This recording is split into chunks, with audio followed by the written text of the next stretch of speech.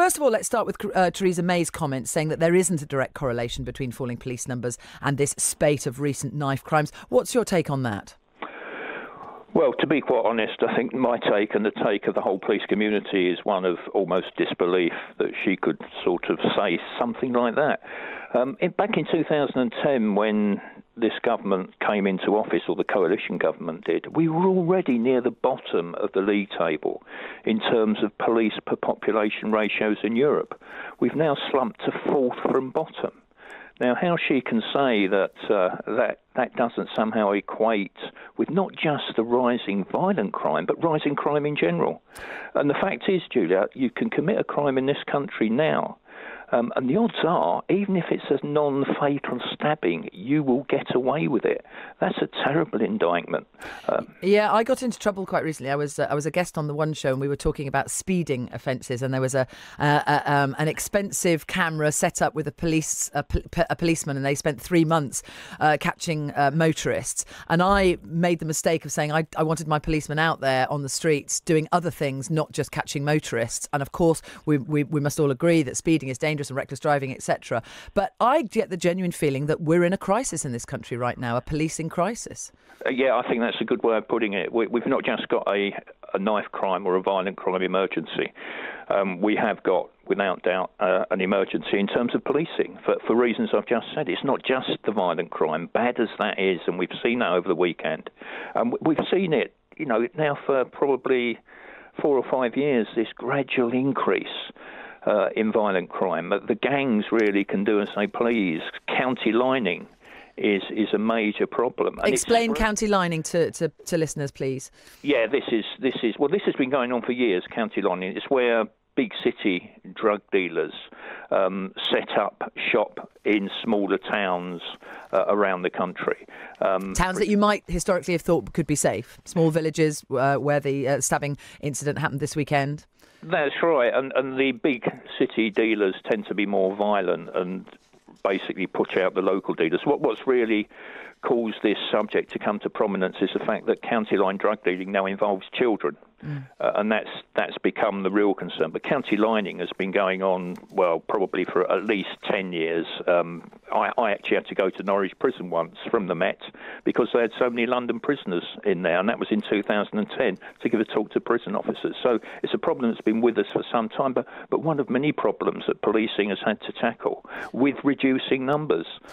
So is this clearly and simply, is this a matter of police forces, A, not getting enough funding, and B, there not being enough police officers out there right now? It's a combination of the both, and it's not just police officer numbers either. You know yourself that police stations have been closed all over the country. Now, people can say, as the Conservatives have said, bobbies not buildings. We need bobbies out there. Buildings don't matter, but buildings do matter.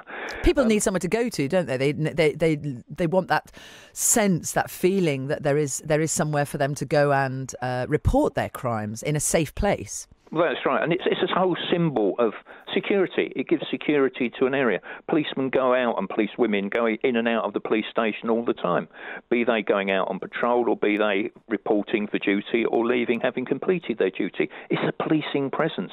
And even in some of the areas of London, in the heart of ganglands, the areas that are, let's face it, controlled by gangs, police stations are being closed. Now, that can't be right, but it's a case of the Commissioner having to decide, do I want to keep more police officers, as many as I can, out there, or do I close police stations? It's not a choice, really, that should be being made.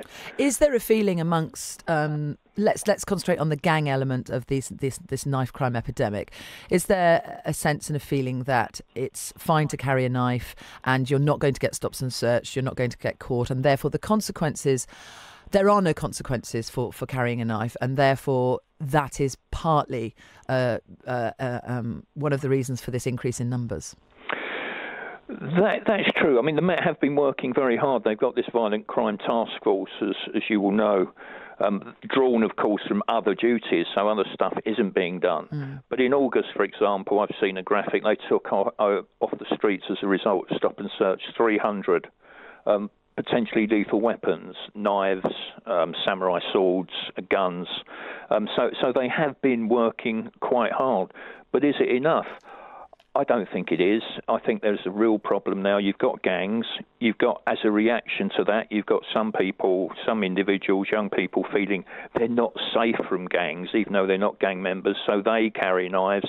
And you've almost got a situation now where knives have become a must-have accessory when you're leaving the house for many people. And yes, you're right.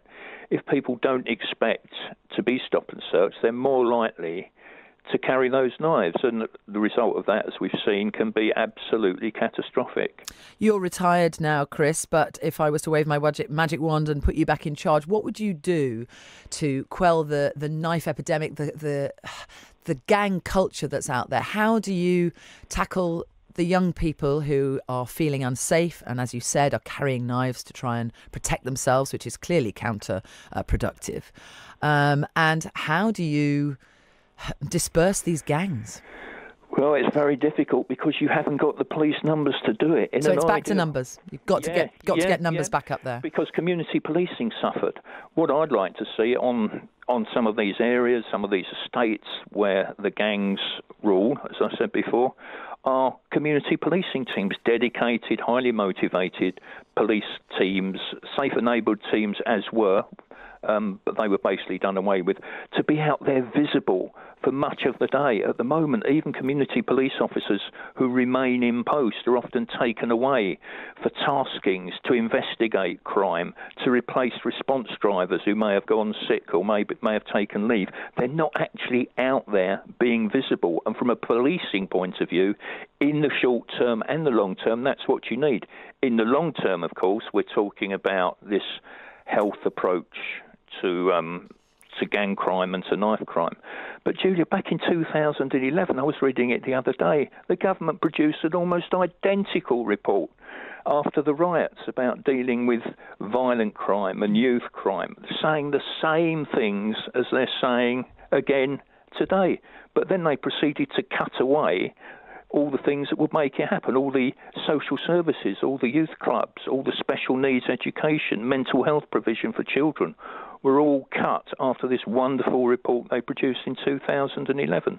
And it's like Groundhog Day. We're seeing the same thing again. Will it make any difference? If it does, it's going to be years away. And in the short term, we need more police out there. But they're not available. The government's cut 22,000 of them. What difference would those 22,000 make now, plus the PCSOs, plus the police staff?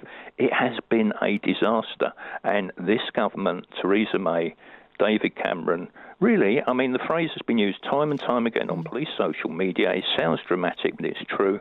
They have blood on their hands.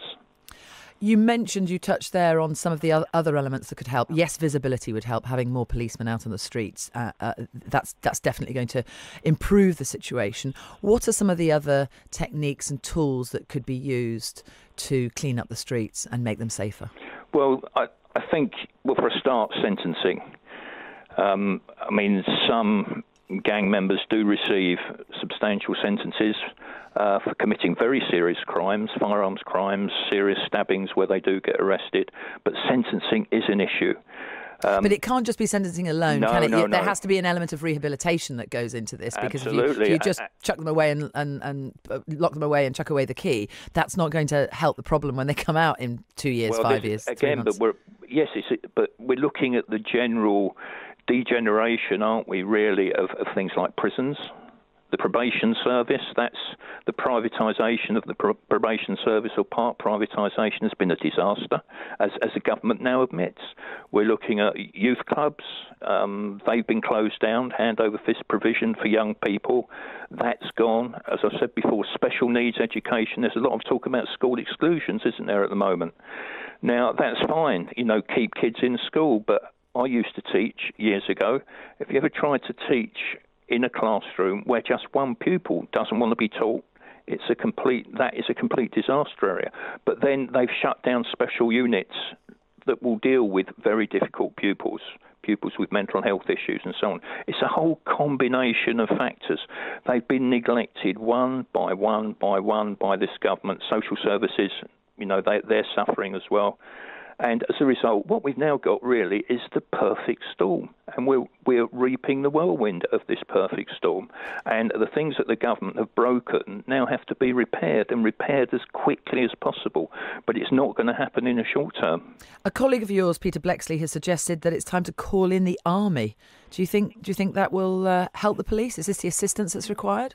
No, not really. I mean, what are they going to do on the streets? I don't want to be unkind to the army, but they're Isn't it that visibility, that presence we were talking about, to create the feeling and the mood of safety? If it is, it's something in the short term. And if they do hit problems, say on some of these estates, what are they going to do? Their training really isn't in terms of policing. If it's a riot situation, their best use probably will be to crack heads, which isn't really what's wanted in this moment in time. You need people to be actually in tune with the community.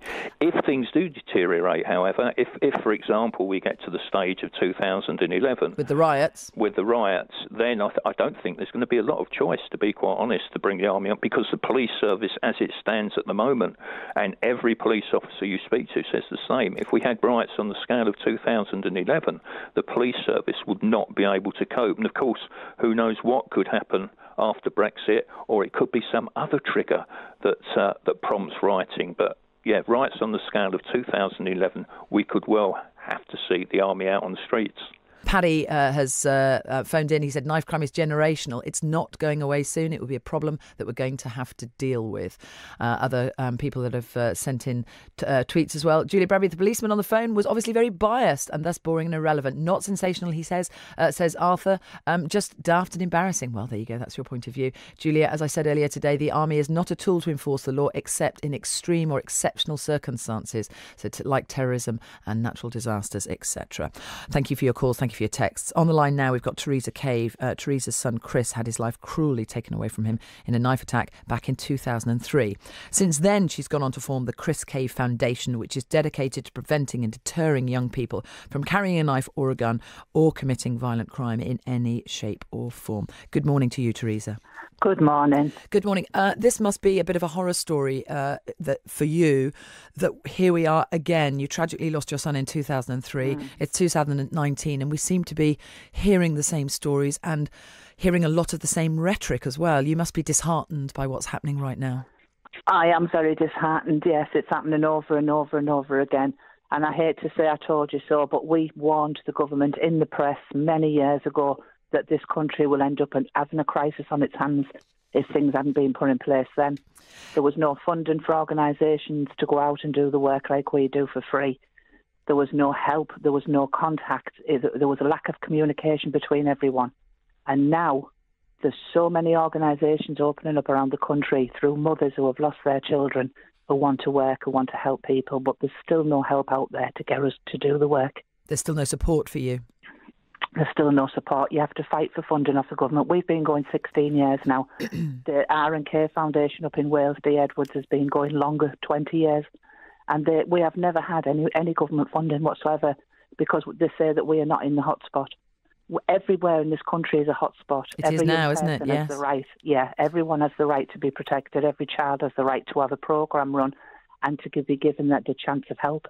Theresa, just if you can, I'm sorry to, and I'm sure you must have been asked this so many times before, but tell us the story of Chris. Tell us what happened to your son, because I want to ask you as a mother how you've dealt with it and what you think we should be doing. Yes, Chris was he was a young volunteer for Connections Youth Organisation, and they'd placed some young people in some bed sits around where we lived to learn them to live independently, and Chris had befriended one of them. After work, he'd gone round to check on the young man, and apparently there'd been a group of lads going round using these bed sits and frightening the young people to go in and smoke drugs and drink. And unfortunately, Chris was there at the time when they knocked on that door. He'd refused them entry. They came back 10 minutes later to kick the door off. There was one way in and one way out of the flats. And Chris was stabbed to death. How old was he, Theresa? He was 17. He was just going on 18. And was he, I have to ask you these questions, was he involved at all? I mean, he sounds like he was a good person trying to help. Was he somebody who might have carried a knife to protect himself? Was he involved in any way? God, no, he'd never ever been in trouble in his life. The CID, there was 40 CID on the case of Chris, and they were going around asking people about them, and they said to me, we can't believe the wonderful reports we've got off Chris. There's not one bad word being said against him. He'd never been in trouble in his life. So can you understand, I've heard a lot of the stories coming out here around this story. I've heard a lot of stories about young men who aren't involved in gangs per se or criminal activity, but they're going out with knives to protect themselves. And in some instances, parents and mothers are condoning it in a way as a way for them to protect themselves. What's your take on that? This is true. There's stereotyping with this being involved with gang crime all the time. It isn't. I mean, we see thousands and thousands of young people in the year, and I can tell you now that the majority of those young people, from the age of 12 up to 21-year-olds, some of them, have told me that they do carry the knife for self-protection. But their parents, yes, I understand the fear they're living in, and I understand the torment they're going through when the kids are actually outside, because I go through it with Tom. Tom doesn't go out. He's you know what I mean, my son now. And I can understand that. But what I would like to ask these parents is, how would you can't even begin to feel, you can't begin to imagine the pain that you are going to go through for the rest of your life. It's 16 years for me. And I wake up in yesterday. I can't wake up in tomorrow because I'm still living that night. I was there at the night. My son died literally in front of me on a stairwell in a pool of blood. And I had nothing, I could do nothing but look up on and watch him fade away. And I don't want any other mother to go through that. We work so hard to prevent this, and we do a good job. We've got letters upon letters upon letters throughout the years of young people saying we've seen the 0.7 programme, we've put the knife in the bin, we've walked away from gang crime. All it takes is intervention. But now, what I must say is it's the age group must go down.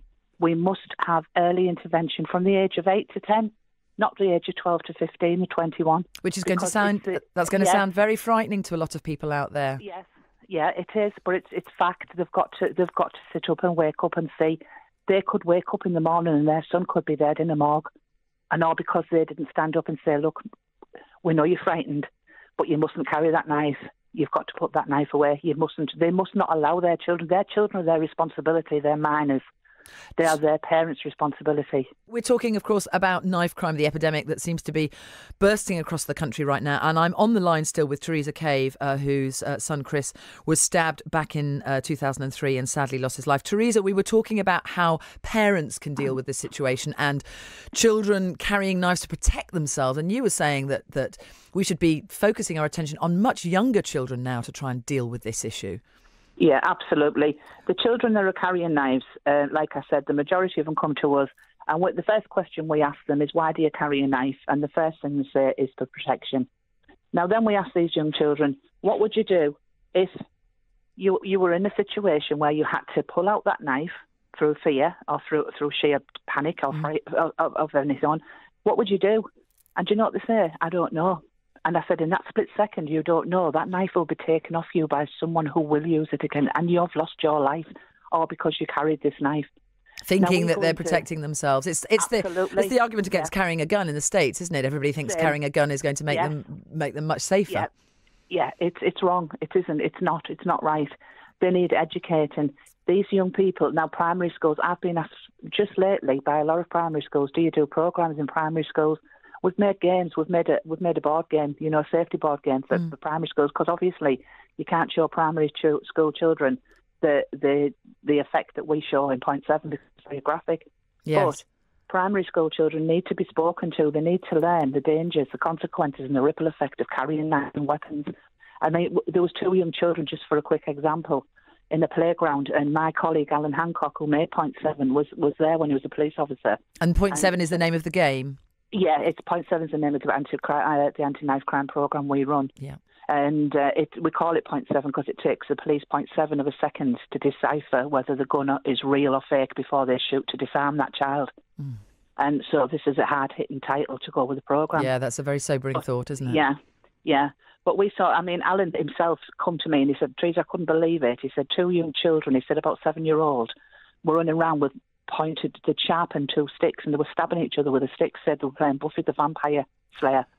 And he explained the dangers and the consequences of that. He said, anything, you see, they're using anything. They're not just using knives, they're using wire, they're using screwdrivers, they're using anything they can get hold of that they can sharpen. And they've got to be stopped, they've got to be educated. They are young enough to carry a knife, they are certainly young enough to be educated, and punishments are really ridiculous at the moment. We've had a tweet in from Peter. He says, if you're found with a weapon in public, a 2-year enforced army conscription should be the sentence. How tough do you think we should be, and how do we go about rehabilitating young people who are carrying knives? Because just chucking them, throwing them, locking them up isn't going to help, is it? No. There is no deterrence. Let's start with that. There's no deterrence in this country. It's just like you get a slap on the wrist, you get the knife off you, and you're released again. So instead of doing that, they should put a deterrent in place. They should make examples of a handful of these young people. And they should be given young offenders orders. They should be sent to young offenders. And they should be given a sentence to do in full, with training and anti-knife crime programmes, to attend workshops and everything else while they're inside. They shouldn't be released early or for good behaviour or on tag. There's too many out on tag who are going out carrying knives and stabbing people, and it shouldn't happen. And I've been told of the government, if we do this, Theresa, the jails would be full, but they wouldn't be full for long, because other young people would follow suit. They would see that they will go to jail, they will get punished, and there will be a deterrent put in place that will stop them from branching out into violence for those who already haven't. You said that you've never had funding in all the years that you've been in existence and running your operation. Do you get help and other support from the Home Office and the Ministry of Justice? I worked with the Home Office back in 2007 on It Doesn't Have to Happen campaign. I wrote and produced the radio advert for them, and that was successfully made into a cinema trailer. That was the last great help we had. I was a stakeholder in that campaign, and that was fabulous. We stopped so many. We had all sorts of utensils, tools made, taken around to the schools and the youth organisations, and it really did make a difference. And that's where we should be focusing our efforts, in your opinion. It was brilliant. The Home Office, I have to say, were fantastic years ago on knife crime. They really did make a difference, and I think that force should be brought back in. And all the organisations need to work hand in hand. There's too many organisations thinking they can take on the world, and they can't. We have to do this together, because together you can move mountains. And do you believe there's a direct correlation between police numbers and knife crime? Because Theresa May doesn't. Definitely, absolutely. Theresa May, I don't know if this will offend people, but Theresa May is that head stuck in Brexit at the moment. She's not seeing the bloodshed that's happening right in front of her eyes on the streets. It is not the police's fault. They do their job. Yes, police can be educated as well. They can be educated how to approach young people, especially in London. And I do know with this, the racist comments that's being made against the police and how these young people feel harassed, that is really true. But at the same time, educate the police more, get more police on the streets. Theresa May has this blood on her hands. She's doing nothing to stop it. It's her responsibility to do so. Theresa Cave, it's been lovely talking to you. Good luck with your campaign and everything that you're doing to try and combat knife crime. And I hope that you get more support and the help that you need from the Home Office and the Ministry of Justice.